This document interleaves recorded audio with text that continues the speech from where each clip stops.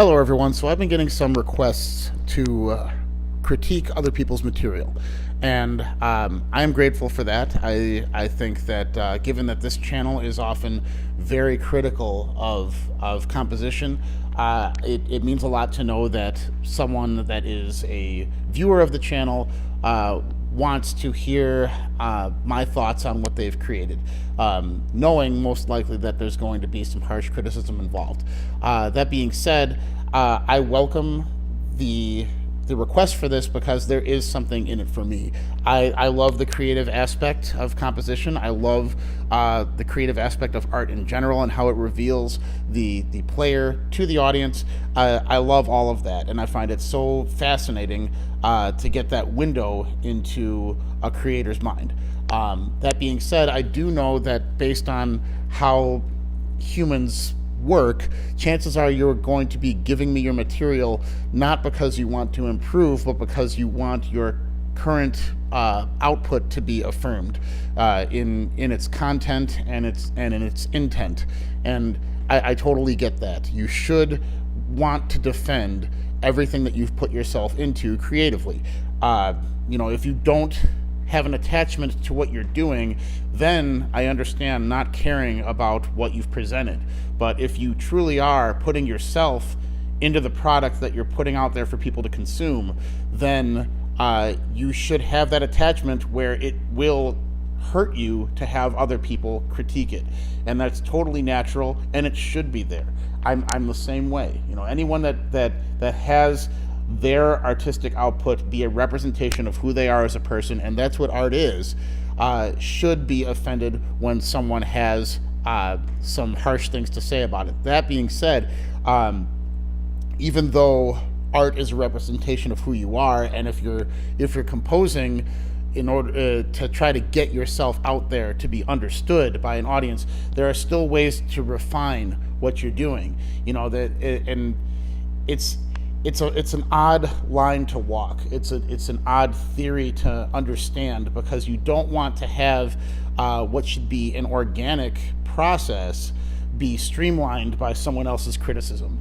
And that's kind of the paradox in wanting to have someone critique your material, because if you're giving someone an example of true art, you are not wanting it to be fashioned by someone else's thought process on what your art should be or how it should be presented, any of that stuff. It should be as pure as possible. That being said, I have found ways to get my own voice to be more effective in carrying a message in an artistic format through what I deem to be valid criticism. So what you don't want is to have someone else tell you what they think is a better idea for your creative process, and to have that be the focus that kind of fashions your message, because then you've compromised. And the hard thing about artistic expression is that level of compromise, because influences compromise, your mood compromises, everything around you compromises. It's impossible to get a true interpretation of yourself out there, and by requesting that someone else critiques your material, you're adding another layer of compromise to the formula. The issue is, though, this extra layer can fashion your voice in a positive way, so it's natural to want to seek improvement, or at least it should be. It's an unfortunate reality that most people think that everything they do is great, and it doesn't matter if someone doesn't like it, because the next person will like it, and then you get down that black hole of subjectivity, whereas there are concrete ways that you can improve what you were getting across to an audience that aren't necessarily rooted in skill. And a lot of people will think, well, if I get better at my instrument, that will enhance my ability at composition. Maybe true, maybe not true. Oftentimes, the best, most coherent message you can get across in composition is the most simple way to bring it to the table, like by not obscuring what you're trying to say to someone through a multitude of different flexings of skill, you end up getting across to someone something that feels a lot more organic and less fashioned by the need to appear as if you have a one-up on another musician through a skill level. And skill is important. Obviously, if you're trying to create something artful, you don't want to have no sense at all of what you're doing with your instrument or whatever kind of craft you're doing. But that constant desire to get better at that skill sometimes gets in the way of the message that you initially had. I mean, if you wonder why, for metal bands, for most bands, regardless of genre, the first efforts by those bands seem the most vital, it's because when those people meet, they have a message that they usually have in concrete about what they want the band to represent. So you end up getting this image of a really intensely fostered message that, as a band sometimes progresses in terms of musicianship or with age or whatever happens to like fashion your output, that message starts to get eroded. And that's the issue. And it's not that skill is in an inverse relationship with artistic abilities. That's not true either. But you have to understand when you are trying to create that internalized message that you are trying to get across to your audience, that is far more important than whether or not you have a level of dexterity that's going to bewilder an audience and captivate them for a very short amount of time. If you want to create a timeless record or a timeless song or whatever, you can't just instantly date it by the skill level that you're bringing in and have it be this is the technique that was trendy at the time, and we brought that into the table. That kind of is counterintuitive to the artistic process, to just be like, well, this band is practicing this format of playing. I'm going to grab that format and present it to an audience as well, so that they can see that I'm also part of how the wheels of trends operate here and there. You know, it's another thing to be aware of, but avoid if you feel like it compromises who you are. And another thing that I tend to hear in terms of like, if a band has material that they want me to hear, they'll instantly show me that they're not proud of it in a way, because they'll say, well, just so you know, this was written years ago. And you know, that shouldn't be something that would directly handicap your output. If you're saying that is a problem by time stamping your output, you're showing that you haven't put out a timeless piece of art at the time. By saying like, oh, you know, I'm so much better at what I'm doing now, you have to take ownership of that material that you created from cradle to grave. That's who you were then. You know, it might not be exactly who you are now, but that piece of art that you wanted to present yourself to the world with, that was a window into who you are as a person. And you should, you know, being proud of your early output, pride is kind of the wrong word to use, but you shouldn't feel like it's not authentic. You shouldn't feel ashamed. You know, I've got real embarrassing shit that I've done from when I first wanted to you know, dip my toe in the writing pool. And it's, you know, I couldn't listen to it now, but I think it's authentically who I was at the time. Whether or not that authenticity relates to me having a completely wrong understanding of composition, or having a completely wrong understanding of the message I wanted to get to the audience, like whether or not it was actually coming from creative intent or the need to look cool or feel affirmed by others. You know, these are all things that even if they're presenting themselves in the art that you are showing me, you have to feel as if that was authentically you, unless you really didn't care about what you were doing at the time. So I know that it's a difficult paradox to know that you have ways to improve, and know that there is a better way to fashion your artistic voice. But if you are in search of that as you're trying to become a composer, you're going to be introducing that complication to your artistic process. For me, I've always tried to get as much of myself out in writing as possible, not just in terms of the amount of my persona that is present in my music, but in the output. I've said on this channel before, I have more unreleased records than released records. I'm always writing. I could pick up a guitar at any time, chances are write an entire song, and feel confident about the window into my mind that I'm getting out to my audience, or lack thereof, in the process.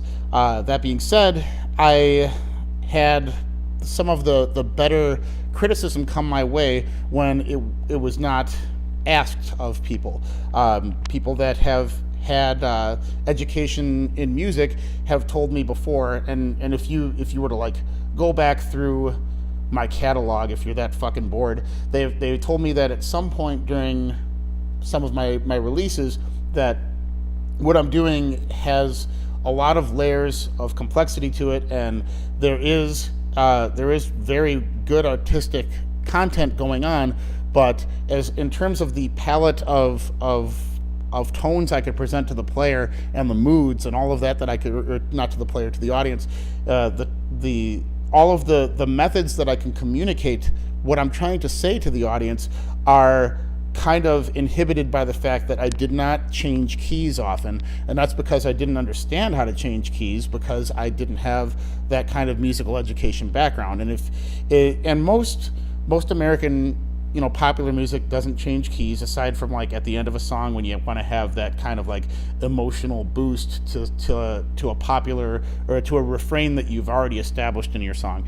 You don't really hear it that often, but I didn't even think about this kind of extra window I could have into expressing myself to people. So after I heard that criticism, I started trying to figure out how to get that across in my writing naturally. Like, this person is right. What am I doing in my tonal palette here that is, even though it's like complex in ways, how could it be both refined and more detailed at the same time through the method of key change that she's talking about? And I didn't seek out the proper education for that. I just did more exploration on the guitar to find those voicings, and I wound up getting much more out of the instrument based on her criticism without compromising my own voice that I'm getting across to my audiences.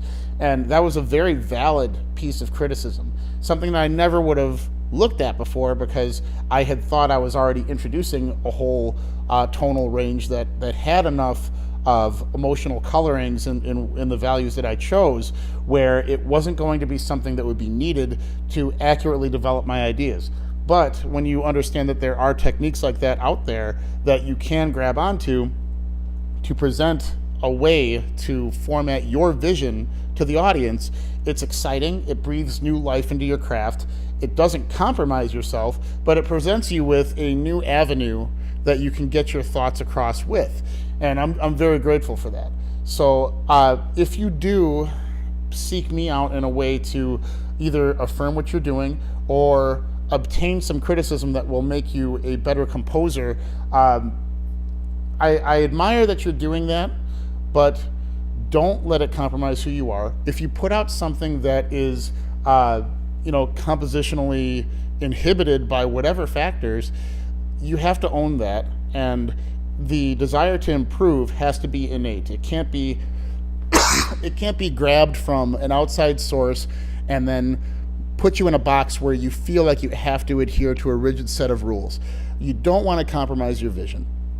A lot of the material that I'm hearing through all of the modern bands that I'm sifting through to try to get that sense of inspiration from, I feel like it is already coming from a compromised box of trends and styles and sounds, where everybody has this kind of idea of what modern metal is supposed to sound like, and there's bands that you're supposed to touch the creative elements of and represent in your music, and you still have to have that percussive aspect of your breakdown present. All of those like bullet points are elements that have crowded the creative process and fashioned it into something that no longer represents you, but represents what a sub genre should sound like now. And it's another thing that I have. That's another reason why I have an issue with the current metal trend. Is, I've said many times, I'm not hearing the artist. I'm not hearing who the player is. I'm hearing a genre. I hear the elements of what a modernized genre is, but I am not hearing the player. If you go into the creative aspect, trying to get who you are out and have the genre of what metal is or was or whatever, if you have that be your chosen medium to get your message out, and don't let the modern trappings of whatever affect your brain, you're going to wind up having a very authentic representation of who you are naturally, without criticism and without adhering to the unspoken rules of what needs to be heard in current output.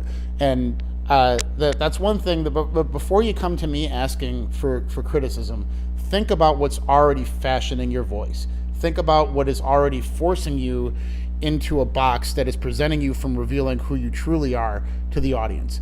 If you don't feel like you have inhibitions like that, and if you feel like you've confidently chosen this genre as a means to express yourself, that is great.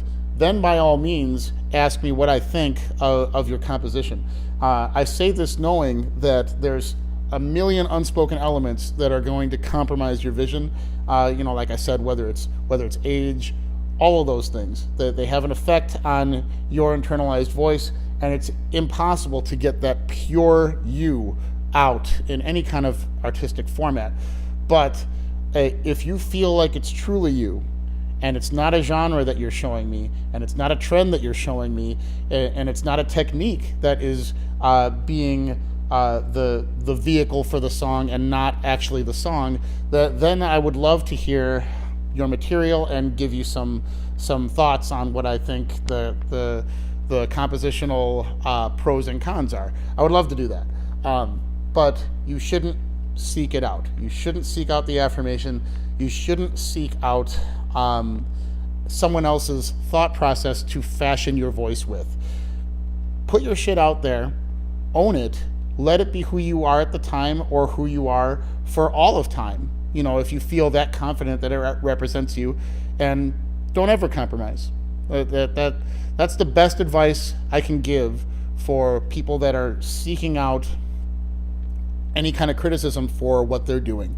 Like I said, I love hearing new material, and if someone is trying to ask what I think about what they're doing, I could tell that the chances are they understand that not every piece of art out there is equal in terms of effectivity. Like, you have to understand that as long as there's ways to improve, there's ways to enhance your voice, and that should be what the desire for criticism is. Not like, did I nail that fucking solo? Like, that shit doesn't matter. What matters is nailing the expression of yourself in your music. So if you have that set in stone and then would like me to hear it and give you my thoughts, would love to do that. But don't take my advice as a means to fashion your image, unless what I bring to the table for your analysis is, I see what you're doing here, and I think that if you added more elements of this, which is not a compromise of yourself, such as like the idea of changing keys to showcase that there are multitudes of colors you could present your own image with to the audience, that's the kind of criticism that doesn't handicap you and presents you with new avenues to take. And that's what's exciting about composition. The fact that you are not limited ever in getting yourself out to your audience. There's always going to be ways to harness a new way to do that. And that's what keeps things exciting. And that's another reason why the fact that all modern bands all kind of sound the same is all the more depressing, because there's always a different path you could take to show who you are to the world. So that's about all I have to say about that. Thank you so much for listening.